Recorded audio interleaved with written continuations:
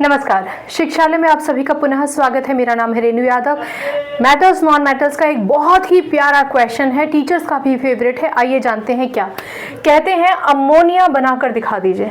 अब मैं लेक्चर की शुरुआत में ही आपको क्लियरिटी दे देती हूँ कि अमोनिया का मतलब होता है NH3, जबकि अमोनियम होता है NH4 पॉजिटिव। ठीक है, तो ये क्वेश्चन अमोनियम नहीं पूछ रहा है, आपसे अमोनिया पूछ रहा है, यानी कि NH3। NH3 का क्या मतलब हुआ? NH3 का मतलब हुआ आपके पास एक N है और आपके पास 3 हाइड्रोजन है। ठीक, किसी भी कंपाउंड के फॉर्मेशन के लिए आपको ये सबसे ज़्यादा जानना ज़रूरी है कि कोई भी एलिमेंट का एटॉमिक नंबर कितना है। नाइट्रोजन, N का मतलब है नाइट्रोजन, नाइट्रोजन जिसे हम सिंबलाइज करते हैं N से, इसका एटॉमिक नंबर है 7। तो कॉन्फ़िगरेशन कितना हुआ? 2 and 5। आप सभी जानते हैं कि कोई भी एटम अपने आउटर मोस्ट शेल में कम से कम 8 इलेक्ट्रॉन रखना ही चाहता है। 8 इलेक्ट्रॉन होंगे तो एटम स्टेबल हो जाएगा। तो स्टेबिलिटी के लिए ही इलेक्ट्रॉन्स का शेयरिंग होता है, लेन देन सब शेयरिंग की वजह, सब स्टेबिलिटी के लिए ही होता है। ठीक है, तो अल्टीमेटली आप ये समझ रहे होंगे कि क्योंकि नाइट्रोजन के आउटर मोस्ट शेल में 5 इलेक्ट्रॉन है, स्टेबिलिटी 8 इलेक्ट्रॉन की से होती है, इसका मतलब इसको 3 इलेक्ट्रॉन्स की ज़रूरत है। ये क्लियर हो गया? चलिए अब हम बात करते हैं हाइड्रोजन की। हाइड्रोजन जिसको हम H से सिंबलाइज करते हैं, उसके पास सिर्फ एक ही इलेक्ट्रॉन है, यानी उसका जो K शेल है उसमें केवल और केवल एक इलेक्ट्रॉन है। K शेल किसी भी एटम का पहला शेल होता है। इसकी मैक्सिमम कैपेसिटी 2 इलेक्ट्रॉन की होती है, यानी हाइड्रोजन को स्टेबिलिटी के लिए 8 इलेक्ट्रॉन की ज़रूरत नहीं है। हाइड्रोजन को स्टेबिलिटी के लिए सिर्फ 2 इलेक्ट्रॉन की ज़रूरत है।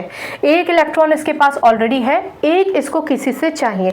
अगर हाइड्रोजन अपने पास 2 इलेक्ट्रॉन ले पाता है K शेल में तो वो स्टेबल कहलाया जाएगा। ये तो रहा हमारा बेसिक कॉन्सेप्ट। अब हम ये जानेंगे कि NH3 आखिरकार बनता कैसे है। देखिए, बहुत ही खूबसूरत कहानी है। नाइट्रोजन, कोई भी कंपाउंड आप बनाना चाहते हैं ना, कंपाउंड समझते हैं, 2 डिफरेंट टाइप के एलिमेंट्स जब कंबाइन कर जाते हैं इलेक्ट्रॉन्स के लेन देन की वजह से या शेयरिंग की वजह से, तो वो कंपाउंड बना लेते हैं। जब आप कंपाउंड का फॉर्मेशन दिखा रहे हैं तो आपको एलिमेंट के इलेक्ट्रॉन्स दिखाना कंपलसरी होता है, यानी किसी भी एलिमेंट के आउटर मोस्ट शेल में जितने इलेक्ट्रॉन्स हैं वो आप दिखाएंगे। कहने का मतलब नाइट्रोजन जिसका एटॉमिक नंबर 7 है, जिसका कॉन्फ़िगरेशन 2 and 5 है, उसके आउटर मोस्ट शेल में 5 इलेक्ट्रॉन है, तो हम वो 5 इलेक्ट्रॉन दिखा देंगे। 1 2 3 4। ओके, 1 मिनट दीजिए मुझे आप। चलिए, आउटर मोस्ट शेल के जितने इलेक्ट्रॉन हैं वो दिखा देंगे, यानी नाइट्रोजन 1 2 3 4 5, 5 इलेक्ट्रॉन हमने दिखा दिए। ठीक है, हाइड्रोजन हमारे पास कितने होते हैं? अमोनिया में 3 होते हैं। ठीक, तो हम हाइड्रोजन भी 3 दिखा देंगे। ये पहला हाइड्रोजन, दूसरा हाइड्रोजन, तीसरा हाइड्रोजन। अब भाई हाइड्रोजन अकेले तो आएंगे नहीं, अपने पास जो इलेक्ट्रॉन है वो लेकर आएंगे ना, तो इसके इलेक्ट्रॉन को मैं क्रॉस से दिखा देती हूँ। यहाँ एक छोटा सा पॉज लीजिए और जान लीजिए कि ज़रूरी नहीं है कि आप इसको क्रॉस से दिखाएं, इसके इलेक्ट्रॉन को आप डॉट से भी दिखा सकते हैं। आप इन दोनों को डॉट से, इन दोनों को क्रॉस से दिखा सकते हैं, दैट इज़ योर चॉइस। हम थोड़ा फ़र्क करने के लिए इसको क्रॉस से दिखा दिया है और नाइट्रोजन के इलेक्ट्रॉन्स को डॉट से दिखा दिया है। ठीक है, अब आप जानते हैं जितने भी हाइड्रोजन है ब्रह्मांड में, सबके पास आउटर मोस्ट शेल में एक ही इलेक्ट्रॉन है और सबको ज़रूरत है एक और इलेक्ट्रॉन की। तो ये हाइड्रोजन नाइट्रोजन से कहता है, भैया एक इलेक्ट्रॉन मेरे पास है, एक तुम अपना वाला शेयर कर दो। गुड डील, शेयर कर लिया। इसका मतलब ये हो गया कि हाइड्रोजन के पास टोटल इलेक्ट्रॉन अब तक एक ही थे, अब जब इसने इलेक्ट्रॉन शेयर कर लिए तो हाइड्रोजन के पास टोटल इलेक्ट्रॉन 2 हो गए हैं। ये लिखने की ज़रूरत नहीं है, मैं किसी पर्पज़ से लिख के बता रही हूँ, अभी हम उस पर भी डिस्कस करेंगे। ये हाइड्रोजन भी नाइट्रोजन को यही कहता है और अल्टीमेटली ये हाइड्रोजन भी नाइट्रोजन की परमिशन से उसके एक इलेक्ट्रॉन को शेयर कर लेता है, यानी इस हाइड्रोजन के पास भी K शेल में 2 इलेक्ट्रॉन हो गए, ये भी हो गया स्टेबल। सिमिलरली ये हाइड्रोजन ये भी कहता है, भैया मेरे पास भी एक इलेक्ट्रॉन है, एक तुम अपना शेयर कर दो। चलो बहुत बढ़िया, शेयर कर दिया। इसका मतलब इस हाइड्रोजन के K शेल में भी 2 इलेक्ट्रॉन हो गए। कुल मिलाकर 3 हाइड्रोजन ने नाइट्रोजन को अप्रोच किया, तीनों ने अपने अपने एक एक इलेक्ट्रॉन के साथ आए थे, एक एक इलेक्ट्रॉन इन्होंने नाइट्रोजन का शेयर कर लिया और अल्टीमेटली अपने अपने ऑक्टेट को कंप्लीट कर लिया। ठीक, चलो बहुत बढ़िया, अब तक सब कुछ बढ़िया चल रहा है। लेकिन नाइट्रोजन ने भी तो अपने आप को स्टेबल करना है भाई, उसके आउटरमोस्ट शेल में 5 इलेक्ट्रॉन है, आउटरमोस्ट शेल में 5 इलेक्ट्रॉन है, तो वो चाहेगा कि उसके आउटरमोस्ट शेल में 3 इलेक्ट्रॉन और आ जाए, 8 हो जाए। तो नाइट्रोजन कहता है कि भैया ऐसा है, तुमने तो इलेक्ट्रॉन शेयर कर लिया, ठीक है, तुम स्टेबल भी हो गए, मुझे भी इलेक्ट्रॉन की ज़रूरत है, यानी तुम ये वाले जो अपने इलेक्ट्रॉन्स है ना, ये मेरे साथ शेयर कर लो। कहने का मतलब कुछ ऐसा होगा, ऐसा, यानी नाइट्रोजन के पास 1 2 3 4 5 इलेक्ट्रॉन अपने हैं, एक इलेक्ट्रॉन इस हाइड्रोजन का, एक इलेक्ट्रॉन इस हाइड्रोजन का और एक इलेक्ट्रॉन इस हाइड्रोजन का अगर नाइट्रोजन शेयर कर लेता है तो नाइट्रोजन के पास टोटल इलेक्ट्रॉन कितने हो जाएंगे? Total electron 1 2 3 4 5 6 7 8 total electron outermost shell में, आउटरमोस्ट शेल में 5 की जगह हो गए 8 इलेक्ट्रॉन। आ गई बात समझ में? हम हमेशा ये देखेंगे कि कोई भी एलिमेंट अपना आउटरमोस्ट शेल ऑक्टेट कंप्लीट करने की कोशिश करेगा।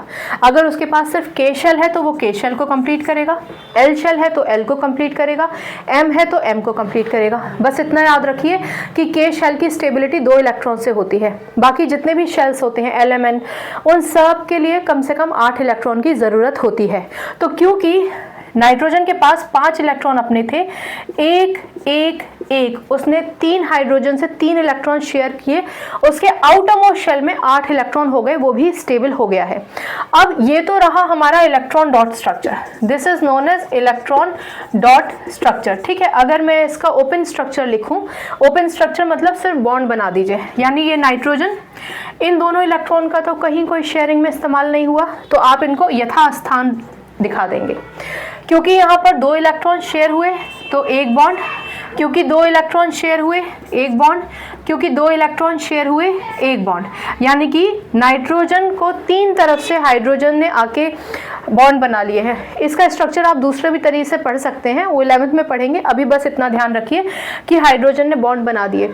ये आपका ओपन स्ट्रक्चरल फॉर्मूला है, ठीक है, ज़रूरी नहीं है हम हर बार बॉन्ड दिखाएं, इसका मतलब आप इसको ऐसे भी दिखा सकते हैं, आप इसको ऐसे भी दिखा सकते हैं। ठीक है, यहाँ पर ये 2 इलेक्ट्रॉन्स आपको अलग से दिखाई देंगे, इसके ऊपर लिखा होगा unshared pair of electron, pair of electron. इसका मतलब ये होता है कि नाइट्रोजन का ये जो एक जोड़ा इलेक्ट्रॉन है, इन्होंने किसी भी केमिकल बॉन्डिंग में पार्टिसिपेट नहीं किया है। केमिकल बॉन्डिंग क्या होती है? ये बॉन्ड बन गया ना, नाइट्रोजन ने हाइड्रोजन के साथ या हाइड्रोजन ने नाइट्रोजन से इलेक्ट्रॉन जब शेयर किए तो एक बॉन्ड बन गया ना। आपको पता है बॉन्ड कौन सा बनता है? कोवेलेंट बॉन्ड बनता है जब इलेक्ट्रॉन शेयर होते हैं। लेकिन ये दोनों इलेक्ट्रॉन्स ने तो कोई शेयरिंग की नहीं, तो ये क्या कहलाए जाएंगे? अनशेयर्ड पेयर ऑफ इलेक्ट्रॉन, यानी कि इन इलेक्ट्रॉन्स को शेयर नहीं किया गया है। ठीक है, चलिए, तो आप समझ गए electron dot structure, open structural formula, और ये हो गया आपका एम्पेरिकल फॉर्मूला भी इसको बोल देते हैं। आप कार्बन कंपाउंड्स में ज़्यादा पढ़ेंगे, अभी आप सिर्फ इतना याद रखिए ये अमोनिया का फॉर्मूला है, दैट्स ऑल, NH3। कई बार ये डॉट्स नहीं भी दिखाते हैं, तो पर आप याद रखिएगा कि एक अनशेयर्ड पेयर ऑफ इलेक्ट्रॉन है। चलिए, अब मैंने ये क्यों लिखा, H = 2 क्यों लिखा? आपसे इस क्वेश्चन के माध्यम से ये पूछा जा सकता है कि हाइड्रोजन कौन से इनर्ट गैस को रिजेंबल करेगा। तो याद रखिए हीलियम, नियन, आर्गन, क्रिप्टन, ये नोबल गैसेस कहलाए जाते हैं, इनर्ट भी होते हैं, इनको इनर्ट भी कहते हैं। हीलियम का एटॉमिक नंबर 2 है, तो अगर आपसे पूछा जाए हाइड्रोजन किसको रिजेंबल करता है, तो आप कहेंगे हीलियम को रिजेंबल करता है। क्यों? क्योंकि हर एक एलिमेंट इनर्ट बनना चाहता है। इनर्ट कौन होते हैं? जो हाईली स्टेबल होते हैं। ठीक है, जो हाईली स्टेबल होते हैं, नॉर्मल कंडीशंस में रिएक्ट नहीं करते। तो हम 2 तरीके के सेंटेंस इस्तेमाल करते हैं, एक तो कोई भी एलिमेंट स्टेबिलिटी चाहता है, दूसरा कोई भी एलिमेंट नोबल गैस कॉन्फ़िगरेशन चाहता है, ठीक है, या इनर्ट गैस कॉन्फ़िगरेशन चाहता है। तो वो इनर्ट गैस हम इन नोबल गैसेस की तरफ इशारा करते हैं, हीलियम, नियन, आर्गन, क्रिप्टन। तो हीलियम का एटॉमिक नंबर 2 है, क्योंकि हाइड्रोजन के पास एक इलेक्ट्रॉन था, एक उसने शेयर करके अपने ऑक्टेट में आउटरमोस्ट शेल में 2 इलेक्ट्रॉन ले आए। तो कौन से इनर्ट गैस को रिजेंबल करेगा? शेयरिंग के बाद हीलियम को रिजेंबल करेगा। क्लियर हो गया? चलो, अगर पूछा जाए कि नाइट्रोजन किसको रिजेंबल करेगा, तो नियॉन को, क्योंकि नियॉन का एटॉमिक नंबर 10 होता है। भाई नाइट्रोजन का एटॉमिक नंबर 7 तो था ही, 2 और 5 था ना कॉन्फ़िगरेशन, टोटल इलेक्ट्रॉन तो 7 थे, 1 2 3 इलेक्ट्रॉन इसने शेयर किए, तो टोटल काउंट ऑफ इलेक्ट्रॉन कितना हो गया 10। यहाँ एक पॉज लीजिए, आउटर मोस्ट शेल में 5 इलेक्ट्रॉन थे, आउटर मोस्ट शेल को स्टेबल करने के लिए उसने 3 इलेक्ट्रॉन्स लेके इस 5 को 8 में कन्वर्ट कर दिया। ये तो स्टेबिलिटी वाली बात हो गई कि स्टेबिलिटी गेन करने के लिए कितने इलेक्ट्रॉन्स शेयर किए 3। लेकिन अगर टोटल इलेक्ट्रॉन्स पूछे जाए, टोटल का क्या मतलब कि के शेल और एल शेल के मिला के बता दो, तो 8 तो इसने अपने पूरे कर ही लिए, 5 तो अपने थे, 3 किसी से शेयर कर लिए, 8 तो ये हो गए प्लस 2 ये हो गए, यानी कि 10। इसका मतलब अगर आपसे पूछा जाए कि नाइट्रोजन अमोनिया बनाने के बाद नाइट्रोजन कौन से इनर्ट गैस या नोबल गैस को रिजेंबल करता है, तो आप कहेंगे नियॉन को। ठीक है, इनर्ट गैस नियॉन को रिजेंबल करता है। ठीक, कोई भी एटम स्टेबिलिटी गेन करता है, या फिर आप पढ़ सकते हैं electronic inert gas configuration attain करने की कोशिश करता है, तो आप समझ जाइए इनर्ट गैस मतलब वो गैसेस जो स्टेबल है, हीलियम, नियॉन, आर्गन, क्रिप्टन। ठीक है, जितनी भी नोबल गैसेस होती हैं वो इनर्ट होती हैं, सारी इनर्ट गैसेस नोबल नहीं होती हैं। इस पर हम एक अलग सेपरेट लेक्चर लेंगे, कन्फ्यूजन की ज़रूरत नहीं है। मेन मुद्दा आपको ये समझाने का था, stability, formation, unshared pair of electron. ठीक है, केमिकल बॉन्डिंग में ये पार्टिसिपेट नहीं करेगा, बेसिक सब चीज़ें बता दी हैं। आई होप आप कंफ्यूज नहीं होंगे। अगर फिर भी कोई कंफ्यूजन है तो पूछ लीजिएगा। बड़े वीडियो को छोटे शॉर्ट्स में डाल देते हैं, डिस्क्रिप्शन में लिंक है।